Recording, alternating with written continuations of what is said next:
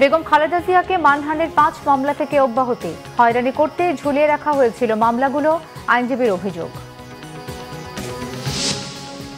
সম্পাদকদের সাথে প্রধান উপদেষ্টার মতবিনিময়, সুনির্দিষ্ট অভিযোগ ছাড়া সাংবাদিকদের বিরুদ্ধে মামলা না করার আহ্বান। আয়নাঘরে নির্যাতনের বর্ণনা দিলেন গোলাম আজমের ছেলে সাবেক সেনা কর্মকর্তা আমান আজমি, সংবিধান সংশোধনের দাবি। এখনো পুরোপুরি নামেনি বন্যার পানি, ফেনী নোয়াখালীর বিভিন্ন এলাকায় খাবার ও বিশুদ্ধ পানির সংকট।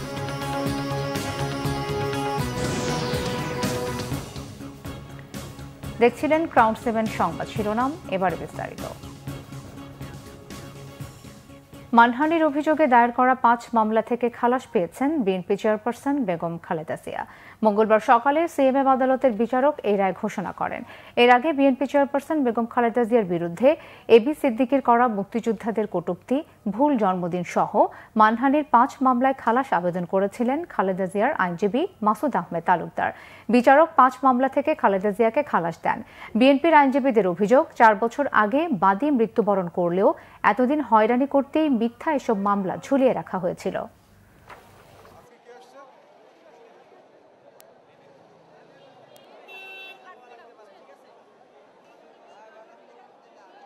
আওয়ামী লীগ সরকার যখন বিনা ভোটে রাষ্ট্র ক্ষমতা জবরদখল করেছে, তখন রাষ্ট্রযন্ত্র ব্যবহার করে মিথ্যা মামলায় তাকে সাজা দিয়েছিল।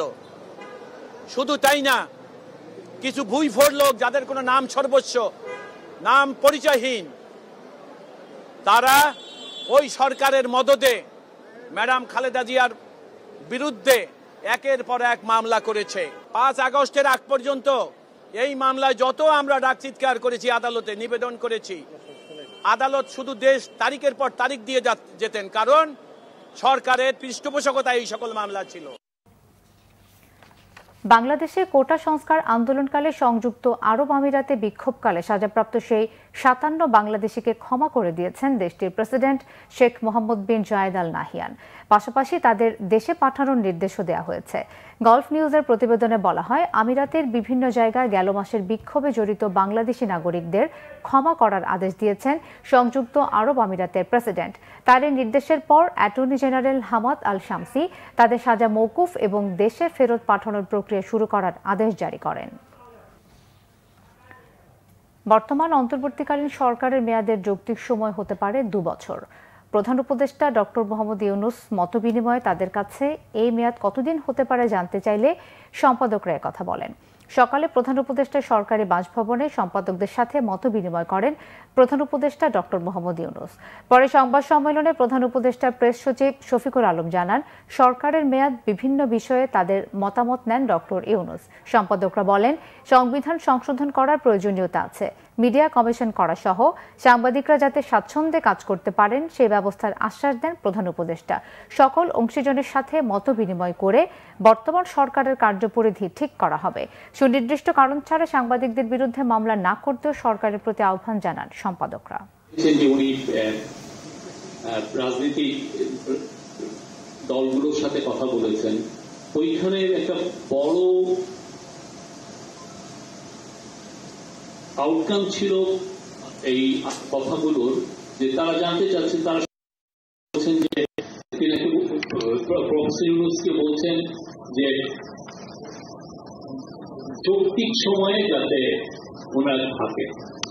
এই যৌক্তিক সময়টা আসলে কতটুকু উনি বাংলাদেশের যারা প্রফেসর সবাইকে জিজ্ঞেস করছেন, আপনারাই বলেন যৌক্তিক সময়টা কতটুকু বা কি কি কাজ করতে হবে, বেসিক মিনিমাম কাজটা কতটুকু। মঙ্গলবার সকাল 10টা থেকে চালু হয়েছে ঢাকা মেডিকেল কলেজ হাসপাতালের বহির্বিভাগের কার্যক্রম। সেনাবাহিনী, বিজিবি নিরাপত্তা বলয়ে 10 টাকার টিকিট কেটে ডাক্তার দেখাতে পারছেন রোগীরা, তবে রোগীর চাপ কিছুটা কম। এদিকে আন্দোলনের সমন্বয়ক চিকিৎসক আব্দুল আহাদ জানিয়েছেন, বুধবার থেকে দেশের সব হাসপাতালে আগের মতোই পূর্ণাঙ্গ চিকিৎসা সেবা চালু থাকবে। রিপোর্ট দীপন দেওয়ানের। দুদিন বন্ধ থাকার পর মঙ্গলবার সকাল 10টায় শুরু হয় বহির্বিভাগের কার্যক্রম। চিকিৎসকরা বহির্বিভাগ সহ অন্যান্য বিভাগে কাজে যোগ দেন। টিকিট কাউন্টারে দীর্ঘ সারি, রোগীরা 10 টাকার বিনিময়ে টিকিট কেটে সরাসরি চলে যাচ্ছেন বহির্বিভাগের চিকিৎসকের চেম্বারে। মেডিসিন, চক্ষু, গাইনি সহ বিভিন্ন বিভাগের চিকিৎসকরা দেখছেন রোগী। ঢাকা মেডিকেলের আউটডোরে প্রতিদিন সেবা নেন 4 থেকে 5,000 রোগী। ডাক্তার পাইছি তো। হ্যাঁ দেখছে আগে পরীক্ষা দিয়ে দিয়েছেন, পরীক্ষার রিপোর্ট দেখছে।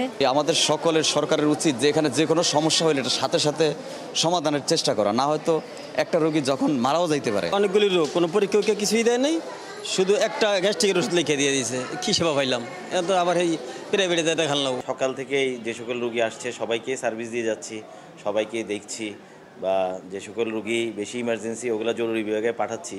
তো বলা যায় আজকে থেকে আমাদের বহির্বিভাগ যে মোটামুটি সচল হিসেবেই আছে আর কি। মঙ্গলবার সকাল 8টা থেকে 10টা পর্যন্ত অবস্থান কর্মসূচি পালন করে চিকিৎসকরা।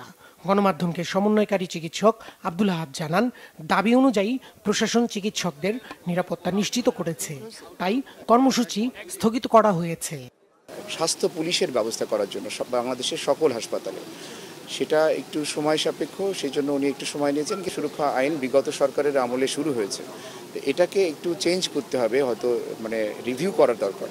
তো সেটাও উনি বলেছেন যে এটাও একটু, যেহেতু আইনের বিষয় একটু সময় সাপেক্ষ, সেই জন্য উনি একটু সময় নিয়েছেন, কিন্তু উনি নিজেও চান যে এটা হোক। উপদেষ্টা মহোদয়রাও একটু সময় চেয়েছেন, আমরা আশ্বস্ত, এবং আমরা আপনাদের মাধ্যমে আমরা তাদের কাছ থেকে একটা জাস্ট ভিজিবল একটা অগ্রগতি আমরা দেখতে চাই, এবং আমরা আগামীকালকে থেকেই পুরোপুরি সবকিছু স্বাভাবিক কার্যক্রমে ফিরে যেতে চাই। সুরক্ষা আইন সংস্কার করে তা দ্রুত বাস্তবায়নের দাবিও চিকিৎসকদের। দীপন দাওয়ান, বাংলা ভিশন, ঢাকা। 8 বছর গুম থেকে ফিরে দায়ীদের শাস্তি দাবি করলেন জামাতে ইসলামের সাবেক আমির গোলাম আজমের ছেলে, সাবেক সেনা কর্মকর্তা ব্রিগেডিয়ার জেনারেল আব্দুল্লাহিল আমান আজমি। নির্যাতনের বর্ণনা দিতে গিয়ে বারবার কান্নায় ভেঙে পড়েন তিনি। এ সময় তিনি 1972 সালে করা বাংলাদেশের সংবিধান অবৈধ উল্লেখ করে নতুন সংবিধান প্রণয়নের দাবি জানান। বিস্তারিত জানাচ্ছেন জিয়া খান। 2016 সালের 22 আগস্ট রাতে মগবাজারের বাসা থেকে আইনশৃঙ্খলা বাহিনীর পরিচয়ে তুলে নিয়ে যাওয়া হয় সাবেক সেনা কর্মকর্তা ব্রিগেডিয়ার জেনারেল আব্দুল্লাহিল আমান আজমিকে। 8 বছর গুম থাকার পর শেখ হাসিনা সরকারের পতনের পর 8 আগস্ট পরিবারের কাছে ফেরেন তিনি। গুমের বিষয়ে অনলাইনে ভার্চুয়ালি সংবাদ সম্মেলনে আজমি বলেন, মূলত দুটি কারণেই বন্দী করে রাখা হয়েছিল তাকে। এই দেশের পররাষ্ট্র মন্ত্রণালয় এবং প্রতিরক্ষা মন্ত্রণালয় ভারতের নিয়ন্ত্রণে থাকবে। আমি দেশবাসীর কাছে জানতে চাই, আপনারা বলেন এটা কি স্বাধীনতার চুক্তি, মৈত্রী চুক্তি, না গোলামের চুক্তি? আমি এগুলির বিরুদ্ধে সবসময় সোচ্চার ছিলাম। সেনাবাহিনীর চাকরি করা অবস্থায় আমি এগুলি বলতে পারিনি।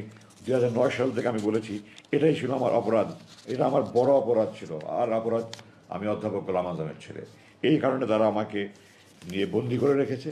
বন্দী থাকা অবস্থায় নির্যাতনের বর্ণনা দিতে গিয়ে কান্নায় ভেঙে পড়েন আজমি। আমার 57 জন শহীদ বিডিআর নির্মম হত্যাকাণ্ডে 57 জন শহীদ বীর ভাইয়ের রক্তের বদলা চাই। কোরআনে আছে খুনের বদলা খুন।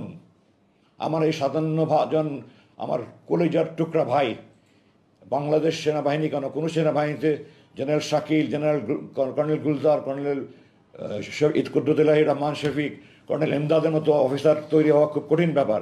এই সমস্ত অফিসারকে যারা খুন করেছে, যারা খুনের পরিকল্পনা করেছে, যারা উপদেশ দিয়েছে, পরামর্শ দিয়েছে, বাস্তবায়ন করেছে, এদের সবার বিরুদ্ধে দৃষ্টান্তমূলক শাস্তির ব্যবস্থা গ্রহণ করা হোক। বাংলাদেশের নতুন সংবিধান প্রণয়নেরও দাবি জানান আজমি। অন্য ধর্মের প্রতি সহনশীল হতে সকলকে আহ্বান জানান আব্দুল্লাহিল আমান আজমি। জিয়া খান, বাংলা ভিশন, ঢাকা। ফেনী, নোয়াখালী, কুমিল্লা সহ বিভিন্ন এলাকা থেকে বন্যার পানি এখনও পুরোপুরি নামেনি। খাবার ও বিশুদ্ধ পানির সংকটের পাশাপাশি নানান রোগের সংক্রমণ দেখা দিয়েছে। ফেনীর দাগনভূঞার বিভিন্ন গ্রামে বন্যার পানি কমলেও দুর্ভোগ কাটেনি। মানবেতর দিন কাটছে বানভাসীদের। অনেকের বাড়িতে পানি এখনো হাঁটুর উপরে। নষ্ট হয়ে গেছে বসতঘর, ডুবে আছে গুরুত্বপূর্ণ সড়কগুলো। দেখা দিয়েছে সুপেয় পানির সংকট।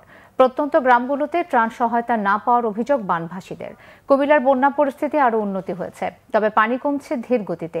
এতে বানভাসী মানুষের ভোগান্তি রয়ে গেছে। বিধ্বস্ত বাড়ি ঘরে ফিরতে শুরু করেছে তারা। এদিকে নোয়াখালী ও জেলা শহর মাইজদী সহ সদর উপজেলায় বন্যা পরিস্থিতির উন্নতি হয়েছে। দ্রুত পানি সরাতে বিভিন্ন জায়গায় খালের বাঁধ ও সড়কের অংশ কেটে দেওয়া হয়েছে। বন্যার পানি কমলেও বেড়েছে ডায়রিয়া সহ পানিবাহিত রোগ। সরকারি 124টি ও বেসরকারি 16টি মেডিকেল টিম মাঠে কাজ করছে বলে জানিয়েছে চিকিৎসকরা। বুধবার থেকে অবৈধ অস্ত্র উদ্ধারের পাশাপাশি মাদকের গডফাদারদের ধরতে অভিযান চলবে বলে জানিয়েছেন স্বরাষ্ট্র উপদেষ্টা জাহাঙ্গীর আলম চৌধুরী। দুর্গাপূজা যেন নির্বিঘ্নে হয় সেজন্য আইনশৃঙ্খলা বাহিনী সতর্ক থাকবে বলেও জানান তিনি। সচিবালয় সংবাদ সম্মেলনে স্বরাষ্ট্র উপদেষ্টা এসব কথা বলেন।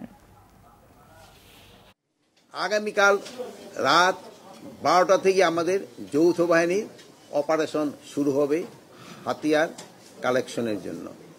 আমি এই ব্যাপারেও আমি আপনাদেরও সহযোগিতা চাচ্ছি, যেন আমরা অবৈধ অস্ত্রগুলি কালেক্ট করতে পারি।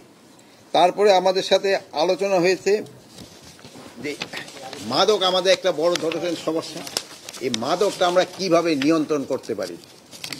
এই মাদক নিয়ন্ত্রণটা আমাদের জন্য খুবই জরুরি। এই জন্য আমরা বিভিন্ন ধরনের পদক্ষেপ নিতে যাচ্ছি যেন এটা নিয়ন্ত্রণের ভিতরে চলে আসে এবং মাদকের গডফাদারদের যেন আমরা আইনের আওতায় আনতে পারি।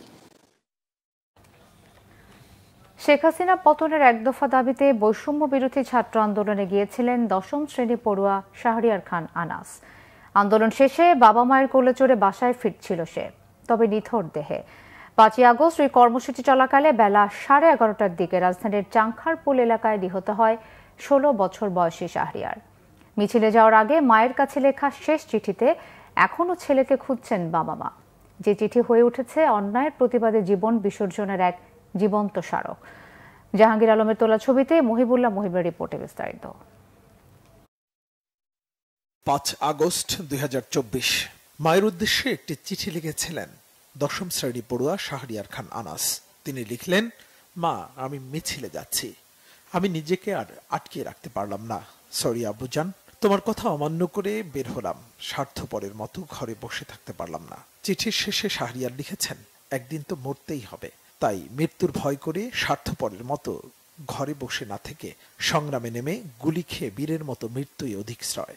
যে অন্যের জন্য নিজের জীবনকে বিলিয়ে দেয় সেই প্রকৃত মানুষ। আমি যদি বেঁচে না ফিরি তবে কষ্ট না পেয়ে গর্বিত হয়েও জীবনের প্রতিটি ভুলের জন্য ক্ষমা চাই। আনাস। 5 আগস্ট বেলা 11টায় চানখারপুল এলাকায় পুলিশের গুলিতে ঝাঁঝরা হয়ে যায় আনাসের বুক, যে বুকে লালন করেছিল শত শত শিক্ষার্থী হত্যার সীমাহীন কষ্ট। পরে এক অপরিচিত ফোন কলে ঢাকার মিটফোর্ড হাসপাতালে ছেলের নিথর দেহ পান আনাসের বাবা মা। তো যেখানে পরে ওর পড়া টেবিলের মধ্যে চিঠিটা লিখে ভাঁজ করে রেখেছে। 1:20 বাজে এরকম একটা আননোন নাম্বার থেকে কল আসে। পরে বলল যে আপনি দ্রুত ইয়াতে আসেন, মিটফোর্ড হসপিটালে আসেন ইমার্জেন্সিতে। যাওয়ার পরে তো দেখি যে ওরা সিঁড়ির চিপায় একটা স্ট্রেচার আমার ছেলেটাকে রেখে দিছে। সেদিন আনাসের সাথে আন্দোলনে যেতে চেয়েছিলেন তার বাবাও, কিন্তু পরে যাওয়া হয়নি। এই ঘটনা বেশি পড়াচ্ছে তাকে। অ্যাম্বুলেন্স নাই, সিএনজি নাই। একটা ভ্যান আসলাম, বললাম যে ভাই একটু আমার ছেলের বডিটা নিয়ে যাবো, একটু আসো ভাই। অনেক রিকোয়েস্ট করলাম, আসবে না। দৌড়ায় মেন রোডে আসলাম, আইসা কয়েকজনকে বললাম, এক রিক্সাওয়ালা দয়া করে ও আসছে। পরে আমরা রিক্সা নিয়ে আসতেছি, রিক্সায় যখন ওকে উঠেছি তখন ও রক্ত পড়তেছে। নাতিকে হারিয়ে বাকরুদ্ধ আনাসের নানা সাইদুর রহমান খান বাদল। ছিল ওর যদি আমার প্রতি কোনো আবদার থাকতো নানুকে বলতো, ডাইরেক্ট আমাকে বলতো না, লজ্জা পাইতো আর কি। নানুকে বললে নানু আমারে বলতো যে ওর এইটা বলছে, আমি কইছি ঠিক আছে। শুধু একটি চিঠি নয়, পুরো আন্দোলনের প্রতিদিনের ইতিহাস আনাস লিপিবদ্ধ করেছেন খাতায়। পাতায় পাতায় ভর্তি তার লেখা। সেই লেখায় উঠে এসেছে মুগ্ধর কথা, উঠে এসেছে আবু সাইদের কথা, উঠে এসেছে জানালায় দাঁড়িয়ে গুলি খাওয়া সেই ছোট্ট শিশুটির কথা। আনাস চলে গেছে, তার এই হারানোর শোক বয়ে বেড়াতে কষ্ট হচ্ছে তার বাবা মায়ের, কিন্তু যেই সাহসিকতার পরিচয় দিয়ে গেছে আনাস, সেটি এদেশের মানুষ মনে রাখবে অনন্তকাল। আনাসের লেখা চিঠি শোভা পাচ্ছে দেয়ালে দেয়ালে। গ্রাফিতিতে ফুটে উঠেছে বিপ্লবের নানা গল্প। এলাকার সড়কের নাম বদলিয়ে রাখা হয়েছে শাহরিয়ার খান আনাস নামে। তাকে হারিয়ে এখনো শোকের ছায়া বইছে পুরো এলাকায়। মুহিবুল্লাহ মুহিব, বাংলা ভিশন, ঢাকা।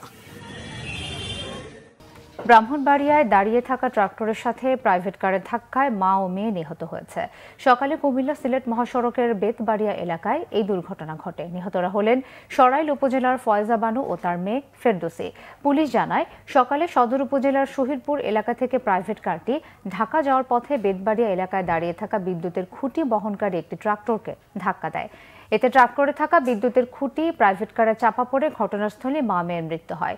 পুলিশ ঘটনাস্থলে গিয়ে ট্রাক্টর ও প্রাইভেট কারটিকে জব্দ করেছে। সংবাদ শেষ করব শিরোনামগুলো আরো একবার জানিয়ে। বেগম খালেদা জিয়াকে মানহানির 5 মামলা থেকে অব্যাহতি, হয়রানি করতে ঝুলিয়ে রাখা হয়েছিল মামলাগুলো, আইনজীবীর অভিযোগ। সম্পাদকদের সাথে প্রধান উপদেষ্টার মতবিনিময়, সুনির্দিষ্ট অভিযোগ ছাড়া সাংবাদিকদের বিরুদ্ধে মামলা না করার আহ্বান। আয়নাঘরে নির্যাতনের বর্ণনা দিলেন গোলাম আজমের ছেলে সাবেক সেনা কর্মকর্তা আমান আজমি, সংবিধান সংশোধনের দাবি। এখনো পুরোপুরি নামেনি বন্যার পানি, ফেনী নোয়াখালীর বিভিন্ন এলাকায় খাবার ও বিশুদ্ধ পানির সংকট।